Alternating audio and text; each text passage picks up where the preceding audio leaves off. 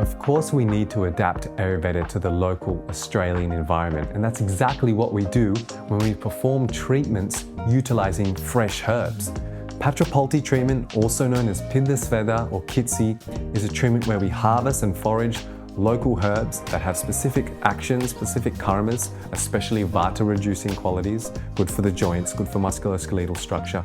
We'll harvest them, purify those leaves, and make them into poultices.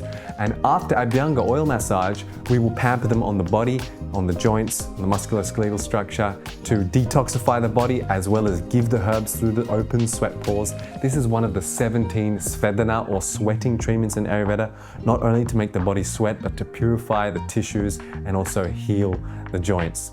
Pinda Sveda, a very good treatment to do after oil massage. If you want to learn more about Vital Veda's courses that we do in different places around the world, utilizing local herbs that are Ayurvedic as well as native and introduced, check out vitalveda.com.au/courses.